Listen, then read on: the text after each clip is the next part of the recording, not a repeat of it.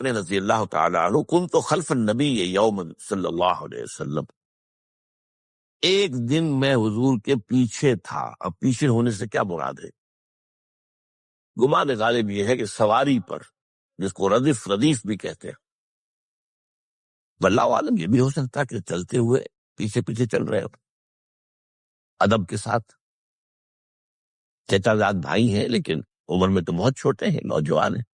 اس کیفیت میں حضور نے اب ان سے خطاب کیا، یا غلام، اے نوجوان، اے لڑکے کہا، اے لڑکے، وَعَلِّمُكَ کلمات، میں تمہیں تلقین کرتا ہوں چند کلمات۔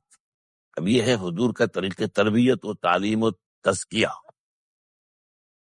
وہاں کوئی مدرسے نہیں تھے، وہاں کوئی درس کی محفلیں تو نہیں ہوتی تھی، محفل تو ایک ہی ہوتی تھی ہفتے میں، اور وہ جمعے کا اجتماع ہے۔ باقی حضور کی صحبت ہے، فجر کی نماز کے بعد بھی آپ بیٹھے ہیں، صحابہ بھی بیٹھ گئے، کچھ گفتگو ہو رہی ہے، اسی میں تربیت، اسی میں تعلیم، اسی میں تزکیہ۔ وہ علیحدہ ذکر کے حلقے جو ہے وہ ضربے مارنے کے لیے، یہ تو نہیں تھے، یہ تو بات کی ایجاد ہے، یہ تو سب مانتے ہیں کہ یہ بات کی ایجاد ہے، یہ مصنون چیزیں نہیں۔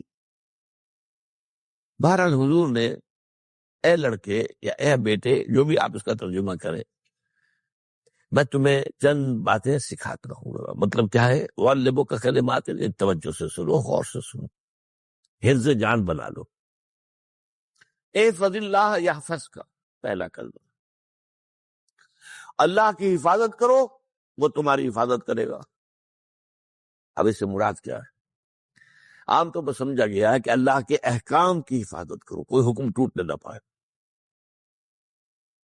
وہ تمہاری حفاظت کرے گا۔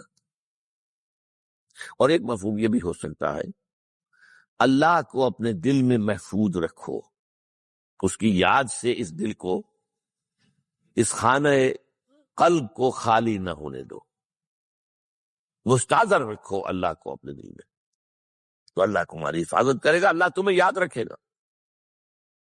اور حدیث قدسی میں یہ الفاظ آئے، میرا بندہ جب مجھے اپنے دل میں یاد کرتا ہے، میں بھی اسے اپنے دل میں یاد کرتا ہوں۔ جب میرا بندہ کسی محفل میں میرا ذکر کرتا ہے، میں اس سے کہیں بہتر محفل میں اس کا ذکر کرتا ہوں۔ اللہ کی محفل تو ملائے اعلیٰ کی ہے، ملائکہ مقربین کی ہے۔ وہ جو امیر خسرو کا شعر ہے، وہ پتہ نہیں کس کیفیت میں انہوں نے کہا ہے، خدا خود میر محفل بود اندر لامکاں خسرو، محمد سم محفل بود شب جائے کہ من بودم۔ اے خسرو، رات میں جہاں تھا، وہ رات کوئی کیفیت تھی جو گزری ہے، وہ ایک لامکاں کی محفل تھی۔ اب مکان نہیں ہے، لامکاں ہے، مادی نہیں ہے وہ۔ اس کی محفل میں میر محفل اللہ تھا، اور شمع محفل محمد تھے صلی اللہ علیہ وسلم۔ خدا خود میر محفل بود اندر لامکاں خسرو، محمد شمع محفل بود شب جائے کہ من بودم۔ بہرحال اللہ کو تم اپنے دل میں مستحضر رکھو، اللہ تعالیٰ تمہیں بھی یاد رکھے گا۔ دوبارہ فرمایا، احفظ اللہ تجدہ امامہ تجاہک، اللہ کو یاد رکھو تو اپنے سامنے موجود پاؤ گے، جب چاہو دعا کرو۔ وہ جو با کہا ہے کہ دل میں ہے، جب چاہو مخاطب ہو جا۔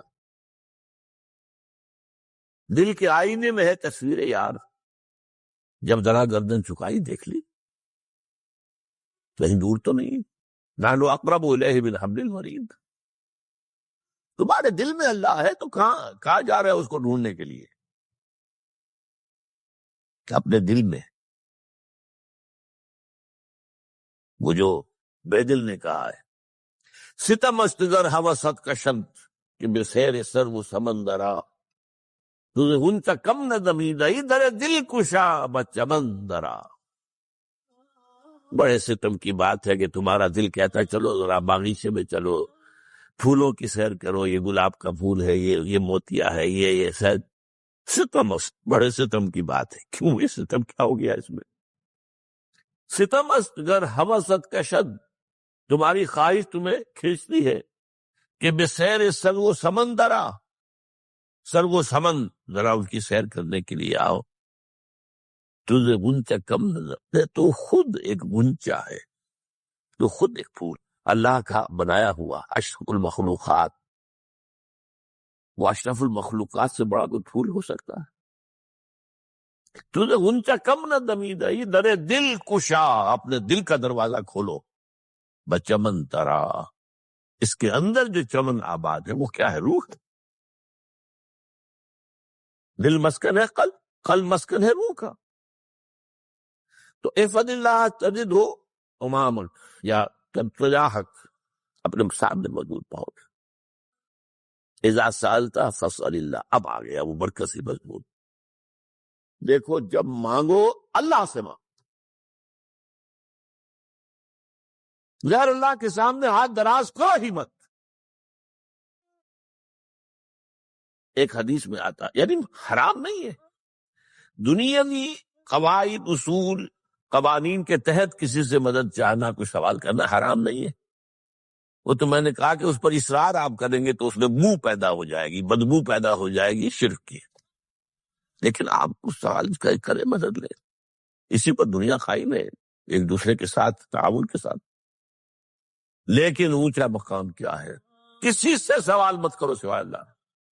یہاں تک کہ جوتے باندھنے کا تسمہ تمہیں درکار ہے تو بھی کسی سے مت مانگو، اللہ سے مانگو.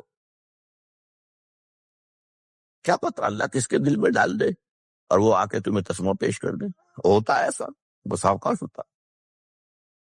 جو اللہ کے ساتھ لو لگا کر رکھنے والے ہیں ان کے تو ایسے واقعات ہوتے ہیں کہ دل میں ایک بات آئی اور اس کے بعد وہی بات جو ہے، وہ کوئی شخص آ گیا، اس نے وہ بات پوری کر دی. کیونکہ لوگوں کے دل جو ہے وہ تو اللہ کی دو انگلیوں کے مابین چاہتا پھر دیتا. کیا پتہ اللہ کسی فرشتے کو انسانی شکل میں بھیج دے. کہتا ہے فرشتہ آتا ہے انسانی شکل میں، آپ کی تکلیف کو رفع کر دے، آپ کی ضرورت کو پورا کر دے. اسی سے مت، کسی اور سے مت. یہ ہے توحید کا لب لباب. یوں سمجھیے اسلام کی جڑ کیا ہے؟ ایمان. اسلام کا جو خارجی نظام عمل ہے، انفرادی اعمال ہو اجتماعی ہو، ان سب کی روح رواں کیا ہے؟ ایمان. ٹھیک، ایک بات ہو گئی. ایمان کا خلاصہ لب لباب کیا ہے؟ ایمان باللہ. جیسے ایمان بالآخرہ بھی ہے، ایمان بالملائکہ ہے، ایمان بالانبیاء ہے، ایمان بالرسل ہے، ایمان بالکتب ہے، ایمان بالقلب ہے. لیکن اصل ایمان، اسی لیے ایمان مجمل میں آپ کو معلوم ہے کسی اور چیز کا ذکر نہیں. آمنت باللہ کما ہوا باسمائہ وصفاتہ وقبلت جمیع احکامہ اقرار باللسان وتصدیق بالقلب. یہ ایمان مجمل ہے. اجمالی طور پر ایمان اس کا نام ہے. ہاں مفصل تفصیلی طور پر آمنت باللہ وملائکتہ وکتبہ ورسلہ والیوم الآخر والقدر خیرہ وشرہ من اللہ تعالی والبعث بعد الموت. تو اسلام کی جڑ ایمان، اور اسلام کا سارا جو نظام عمل ہے، چاہے انفرادی اعمال ہو چاہے اجتماعی، ان سب کی روح رواں ایمان. اور ایمان کا خلاصہ ایمان باللہ. اور ایمان باللہ کا اصل حاصل وہ ہے جو اس حدیث میں آ رہا. اس کے دو ہیں تقاضے: عبادت صرف اسی کی، استعانت صرف اسی سے. اس لیے میں نے سورہ فاتحہ کا تذکرہ شروع میں کیا. یہ عبادت کا جوہر ہے، عبادت کا جو ہے یہ ایمان کا حاصل. عبادت صرف اس کی اور استعانت صرف اس سے. استعانت ہی میں سوال بھی آ گیا، یہ بھی مدد ہے. آپ کسی سے کچھ مدد مالی چاہ رہے ہیں یا کوئی اور مدد چاہتے ہیں، کسی کام میں مدد چاہتے ہیں، جیسے میں نے کہا تھا کہ سفارش کرانا چاہتے ہیں، یہ بھی مدد ہے. وَإِذَا اسْتَعَنْتَ فَاسْتَعِنْ بِاللَّهِ. اور جب مدد مانگو صرف اللہ سے مانگو. اور وہ سارے الفاظ یاد کر لیے: استدعاء، استعانت، استغاثہ. یہ جو غوث اعظم سے استغاثہ کیا جاتا ہے، یہ تو شرک ہے۔ استغاثہ اللہ سے، دعائی اللہ کا۔ اس اعتبار سے استمداد، استعانت، استدعاء، استغاثہ، یہ سب اللہ سے، صرف اللہ سے۔ عبادت صرف اللہ، ایاک نعبد، اور استعانت صرف اللہ سے۔ اذا سالت فاسأل اللہ واذا استعنت فاستعن باللہ واعلم۔ اب یہ جو آخری ٹکڑا آ رہا ہے، حدیث نمبر 4 تھی، وہ عبداللہ ابن مسعود رضی اللہ تعالیٰ عنہ، اس میں بھی مضمون جو آیا وہ یہاں پر دوبارہ آ رہا ہے۔ وعلم، اور اے میرے بیٹے، میرے بچے، اے عزیز، علم، جان لو، ان الامت لو اجتمعت علی ان ینفعوک بشیء، اگر سب لوگ جمع ہو کر چاہیں کہ تمہیں کسی شے کا نفع پہنچا دے، کوئی فائدہ پہنچا دے، لن ينفعوک الا بشیء قد کتبہ اللہ لک، نہیں پہنچا سکتے وہ تمہیں کوئی نفع مگر صرف وہی جو تمہارے لیے اللہ نے لکھ دیا۔ پھر کیوں مانگو ان سے؟ یہ تو فعل عبث ہو گیا، بیکار بات ہو گئی، ان کے ہاتھ میں کچھ ہے ہی نہیں۔ لہذا یہ جان لو، سب لوگ مل کر چاہیں کہ تمہیں کوئی نفع پہنچا دیں، نہیں پہنچا سکتے مگر وہی کچھ جو اللہ نے تمہارے لیے آ کر لکھ دیا ہے تو مل جائے گا، ورنہ نہیں۔ آپ اندازہ کیجئے کہ جو شخص اس سطح پر آ جائے اس میں کتنا استغنا ہوگا، کسی کے سامنے پیشانی رگڑے گا، کسی کے سامنے ہاتھ پھیلائے گا، کسی کے سامنے اپنی عزت نفس کو ہتھیلی پر رکھ کر پیش کرے گا۔ تم نے سوال کیا تو عزت نفس تو تم نے اس کے سامنے پیش کر دی، اب وہ چاہے تو کچھ اس کا لحاظ کر لے، چاہے تو ٹھوکر مار دے تمہاری عزت نفس۔ یہ وہ مقام ہے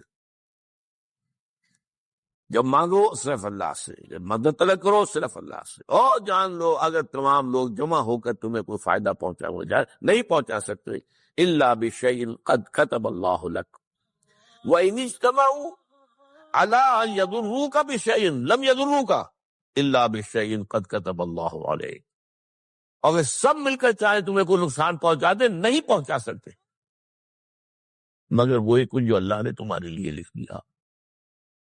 اب بتائیے خوف کی جڑ کٹ جائے گی کہ نہیں؟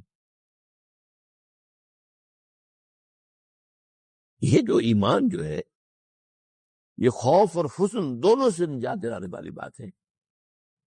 جو حقیقی مومن ہے وہ اللہ کا ولی ہے، حقیقی مومن وہ اللہ کا ولی ہے۔ اور الا ان اولیاء اللہ لا خوف علیہم ولا هم يحزنون، یہ اولیاء اللہ کو علیحدہ مخلوق نہیں ہے، کوئی ان کے سر پہ سینگ نہیں ہوتے، انسان ہی ہوتے ہیں، لیکن حقیقی معنی میں مومن۔ اس ان اعتبارات سے جو آج ہم پڑھ رہے ہیں، ایمان اس درجے کا پہنچ گیا تو اللہ کا ولی۔ اور لوگ کے لیے خوف کس بات کا ہوگا؟ کس سے خوف کروں؟ اس کے ہاتھ میں کچھ ہے ہی نہیں، اور اگر کچھ اللہ نے میرے لیے لکھ دیا وہ آ کر رہے گا، چاہے میں لاکھ گڑ گڑاؤں تو اس کے سامنے یہ چھوڑ دے، اگر اللہ نے لکھا ہوا ہے وہ تو آئے گا، تو کاہے کو اس کے سامنے گڑ گڑانا،